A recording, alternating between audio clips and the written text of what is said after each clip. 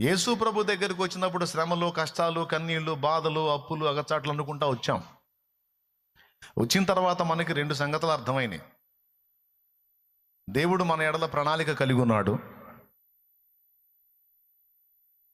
దేవుడు మన ఎడల ప్రణాళిక కలిగి ఉన్నాడు. ఆ ప్రణాళిక రెండు స్థలములలో మనల్ని వాడుకోవాలని. ఒకటి భూమి మీద, రెండు దేవుడు నిర్ణయించినటువంటి ఆ కోటాను కోట్ల ప్రపంచాల్లో, అలాగే తర్వాత సృష్టించబోతున్న నూతన సృష్టిలో మనల్ని వాడుకోవాలనుకుంటున్నాడు. ఈ రెండు ప్రణాళికల కోసం అసలు మనల్ని సృష్టించాడు.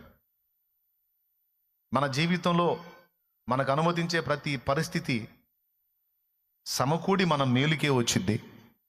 ఎప్పుడైతే మారు మనసు పొంది బాప్తిస్మం పొంది క్రీస్తుకు చెందిన వారం అయ్యామో, అప్పటి నుండి పూర్తిగా మన లైఫ్ని దేవుడు తన చేతుల్లోకి తీసుకున్నాడు. అప్పులైనా, బాధలైనా, ఇరుకులైనా, నిందలైనా, వ్యాధులైనా, ఇబ్బందులైనా, కష్టాలైనా, కన్నీళ్ళైనా, రోగాలైనా, నిందలైనా, అవమానాలైనా, ఏ విధమైన సమస్య అయినా మనకు వచ్చింది అంటే అది కేవలం మన మేలు కోసం దేవుడు అనుమతిస్తే తప్ప రావడానికి లేదు. దేవుని అనుమతి అయి వచ్చినా దేవుడే దాన్ని తొలగించుటకు నమ్మకస్తుడు, సమర్థుడు అనే విషయాన్ని గ్రహించి ఇక దృష్టి దాని మీద నుంచి మళ్ళించాలి. దేని మీద నుంచి మళ్ళించాలి? అసలు ఏ అంశం కోసం మనం దేవుడి దగ్గరకు వచ్చామో ఆ పాయింట్ని పక్కన పెట్టేసేయాలి. వాస్తవంగా నేను కూడా అగచాట్లలో దేవుని పాదాల దగ్గరికి వచ్చినాక మ్యాటర్ అర్థమైంది కనుక ఆ అంశం నుంచి నా దృష్టి మళ్ళించా. అప్పటిదాకేమో ఇక అదే ప్రపంచం. వామ్మో, ఈ సమస్యల నుంచి బయటపడతామా లేదా, ఈ కష్టాలు గట్టెక్కుతాయా లేదా, ఒక కొలిక్కి వస్తామా లేదా, అనుకున్నవి జరుగుతాయా లేవా, ఏందో అన్నీ అనుకోని జరుగుతున్నాయి, అనుకున్నది ఒక్కడ జరగట్లా, ఈ బతుకేందో అని ఇంత చిన్న జీవితం కొండలాగా మారి ఆ సమస్యల వలయంలో ఏమి అర్థం కాక అయోమయంలో ఇక అదే ప్రపంచం, అదే ఆలోచన, అదే దిగులు, అదే విచారం, అదే ప్రపంచంగా బ్రతికే పరిస్థితి. కానీ ప్రభు దగ్గరికి వచ్చినాక ప్రభువుని చూసి వాటి వైపు చూస్తే అసలు మనం ఆలోచించాల్సిన విషయాలే కాదు అని తేలిపోయింది. యేసు ప్రభు దగ్గరికి వచ్చి ఆయన చూసిన తర్వాత అప్పటిదాకా నన్ను వెంటాడిన సమస్యలు ఏవైనా సరే అవి లెక్కలోవి కావు. అసలు వాటి గురించి నేను ఆలోచించాల్సిన అవసరం లేదు. ఎందుకంటే ఇదిగో కొండంత దేవుడు, పర్వత సమానుడైన దేవుడు నాతో కూడా ఉన్నాడు. నా జీవితంలో అవన్నీ ఉన్నాయని ఆయనకు తెలియదా? తెలిసి అనుమతించిన దేవుడు తగిన కాలం ముందు తీసేయడా? తీసేయకపోవడానికి ఆయన చేతగానోడా, అసమర్థుడా, బలహీనుడా, అయోమయం, గందరగోళమా? జ్ఞానవంతుడైన దేవుడు. దేవునికి స్తోత్రం కలుగును గాక. వాగ్దానాలు ఇచ్చి నెరవేర్చడానికి సమర్థుడు. అబ్రహాముకి వాగ్దానం చేశాడు, నీ పిల్లల్ని కాపాడుతాను, పిల్ల తరం నేను తోడై ఉంటానని. ఆ వాగ్దానం అప్పటి నుంచి ఇప్పటిదాకా నెరవేరుస్తానే ఉన్నాడు. ఇజ్రాయేలు దేశం మొత్తంలో ఉన్న జనాలందరూ ఎవరో తెలుసా? అబ్రహాం అనే ఒక్కడికి పుట్టిన సంతానం అది. అబ్రహాం అనే ఒకడికి పుట్టిన సంతానమే ఒక దేశం. అక్కడ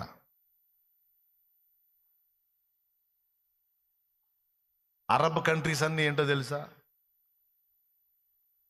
అబ్రహాముకి మరొక భార్య ద్వారా కలిగించిన సంతానం అరబ్బులు చాలా వరకు.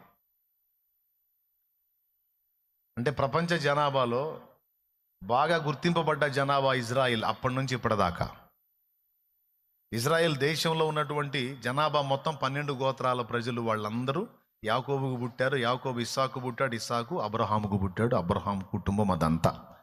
ఇజ్రాయెల్ దేశం అంటే అబ్రహాం ఫ్యామిలీ. ఆ ఒకడికి అతని విశ్వాసాన్ని బట్టి దేవుడు చేసిన ప్రమాణము లేదా వాగ్దానము, ఆ వాగ్దానాన్ని నెరవేర్చడానికి అప్పటి నుంచి ఇప్పటిదాకా ఎంత పర్ఫెక్ట్గా దేవుడు పనిచేశాడో తెలుసా? ఆ జాతిని లేకుండా చేయటానికి ఎంతోమంది రాజులు నడుంగట్టినా ఆ రాజులు నాశనం అయ్యారు, కానీ ఆ జాతి లేకుండా పోలేదు. ఇప్పటికీ అది ప్రజెంటే, ఇప్పటికీ సజీవంగా నిలిచే ఉంది.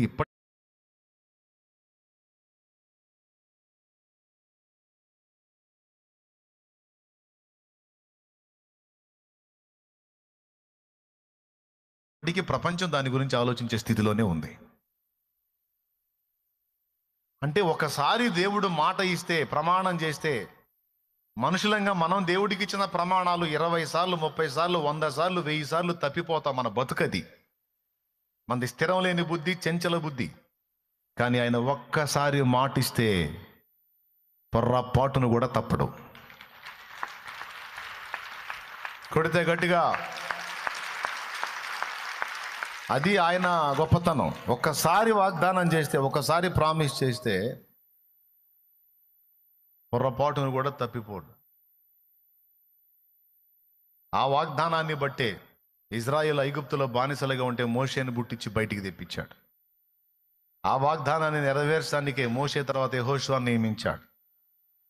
ఆ వాగ్దానాన్ని నెరవేర్చడానికే హామాను అనే వాడి టైంలో ఇజ్రాయేల్ జాతి మొత్తానికి నాశనం ఏర్పడితే ఎస్తేర్ని నిలబెట్టి హామాన్ చేతుల్లో నుంచి జాతిని రక్షించాడు.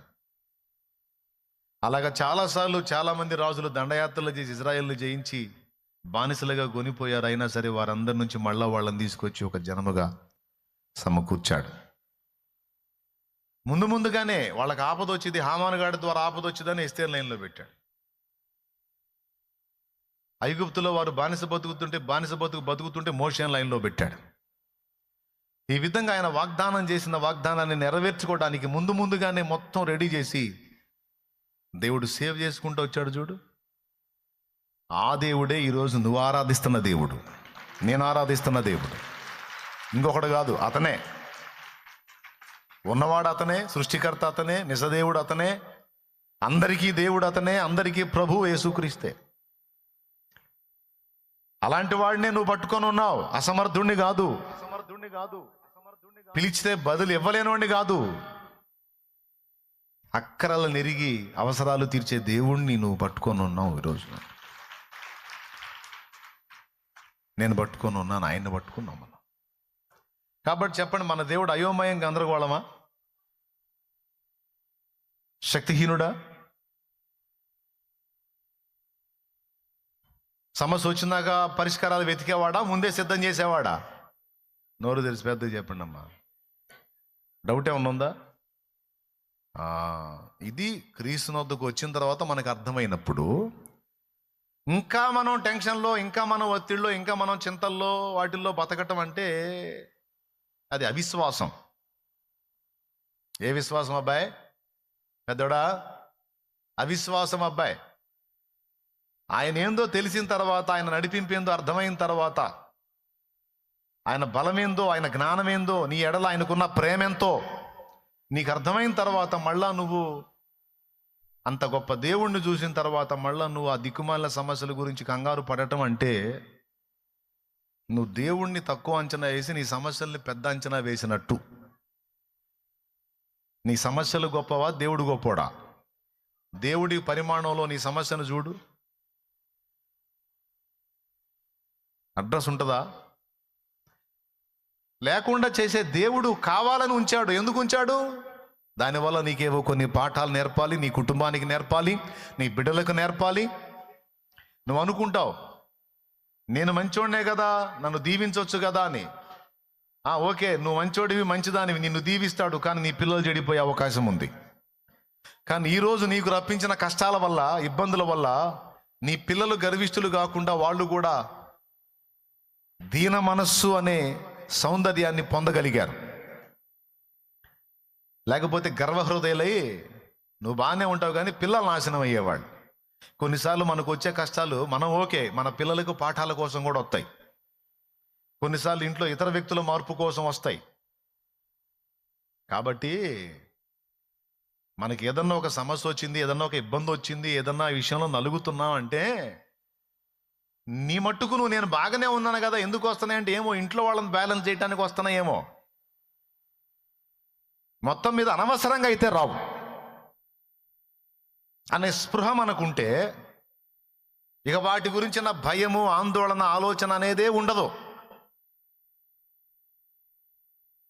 ఎంత అయినా సరే నీకు లెక్క ఉండదు. ఇక నీ మైండ్ అంతా కూడా ఎలా ఉంటుందంటే, ఇది కాదు కదా నేను ఆలోచించాల్సిన విషయం, మరి దేని గురించి అంటే నన్ను పిలిచి విమోచించి రక్తముతో కడిగి పరిశుద్ధపరిచి నన్ను నిలబెట్టిన ప్రభువు కొరకు నేను బ్రతకాలి. ఆయన చిత్తాన్ని గురించి నేను ఆలోచించాలి. అదేందో తెలుసుకొని దాన్ని నెరవేర్చే దిశగా అడుగులు వేయాలి అని ఆ మైండ్ రావాలక్కాయ్ అన్నాయ్. అది రావాల్సిన బుద్ధి. కానీ కొంతమందికి ఇది పట్టదు. సంవత్సరాలు వచ్చినా సరే నా బాధలేంది, నా కష్టాలేంది, ఈ సినిమానే తప్ప అసలు దేవుడు చూడమంటున్నది ఏందో చూడరు. మరి అవి పోతే అవి తీసేయొచ్చుగా, తీసేస్తే చూస్తాగా అని అంటావేమో నువ్వు. అవి తీసేస్తే ఇంకో సినిమాకి పోతావు, అంతేగాని దేవుడు చూపించే సినిమా చూడవు నువ్వు. అన్ని బాధలు ఉండగానే నువ్వు వాటికి వెళ్ళి చూస్తున్నావు అంటే అవన్నీ తీసేస్తే పూర్తిగా లోకంకి వెళ్ళి చూడు. నీకు దమ్ముంటే నువ్వు అన్ని బాధల్లో ఉండి దేవునికి వెళ్ళి చూడు. వాటన్నిటినీ విస్మరించి వాటిని నిర్లక్ష్యపరిచి దేవుణ్ణి హైలైట్ చేసుకొని అలాంటి మెట్టుకు కొంతమంది ఆడపిల్లలు వచ్చారు, కొంతమంది మగపిల్లలు వచ్చారు నన్ను వెంబడించే వాళ్ళలో.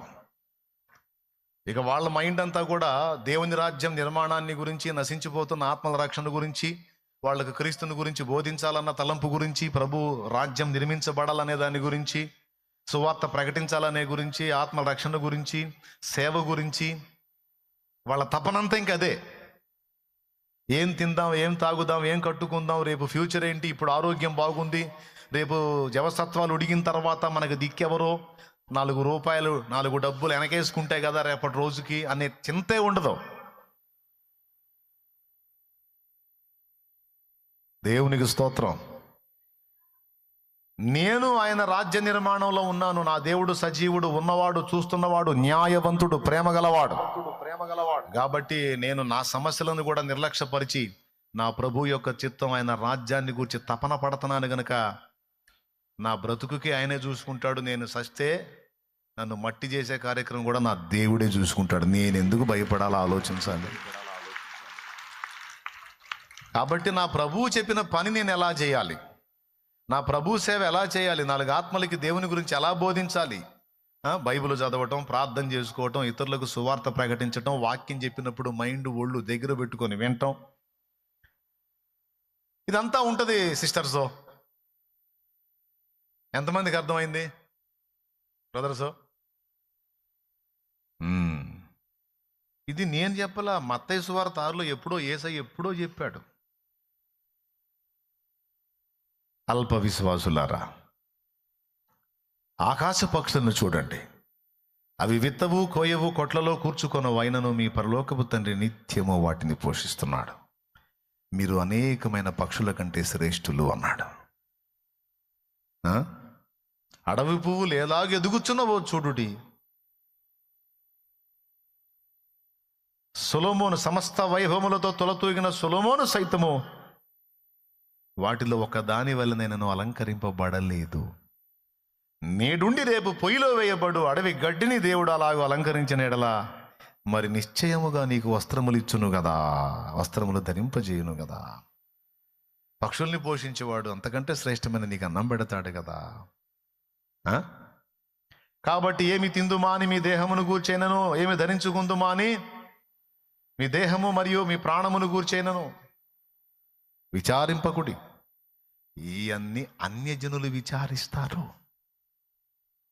అమ్మాయి ఫ్యూచర్ ఏంటి, అబ్బాయి ఫ్యూచర్ ఏంటి, నా ఫ్యూచర్ ఏంటి, ఈ సమస్యలు ఎప్పుడు పోతాయి, ఈ బాధలు ఎప్పుడు తీరతాయి, ఈ అప్పులు ఎప్పుడు పోతాయి, ఈ సమస్యలు ఎప్పుడు పోతాయి, ఇట్లాగా రకరకాల దిగుళ్ళలో ఉన్న వాళ్ళందరినీ ఒక మాటలో కొట్టేశాడు. ఏంటో తెలుసా?